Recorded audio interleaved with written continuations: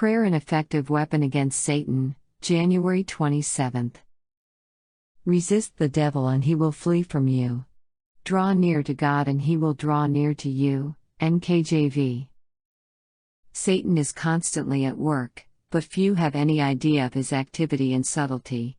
The people of God must be prepared to withstand the wily foe. It is this resistance that Satan dreads.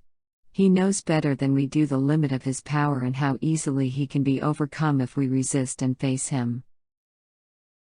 Through divine strength, the weakest saint is more than a match for him and all his angels, and if brought to the test, the weakest saint would be able to prove superior power. Therefore, Satan's step is noiseless, his movements stealthy, and his batteries masked. He does not venture to show himself openly, lest he arouse the Christian's dormant energies and send him or her to God in prayer.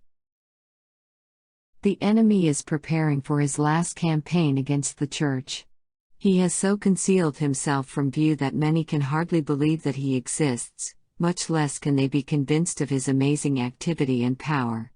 Boasting of their independence, they will, under his specious, bewitching influence, obey the worst impulses of the human heart and yet believe that God is leading them. Could their eyes be opened to distinguish their captain, they would see that they are not serving God, but the enemy of all righteousness. They would see that their boasted independence is one of the heaviest fetters Satan can rivet on unbalanced minds. Human beings are Satan's captives and are naturally inclined to follow his suggestions and do his bidding. They have in themselves no power to oppose effectual resistance to evil. It is only as Christ abides in them by living faith, influencing their desires and strengthening them with strength from above, that they may venture to face so terrible a foe. Every other means of defense is utterly vain. It is only through Christ that Satan's power is limited.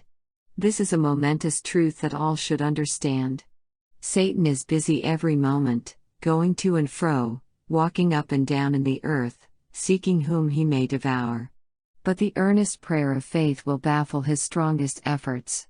Then take the shield of faith, brethren and sisters, wherewith ye shall be able to quench all the fiery darts of the wicked.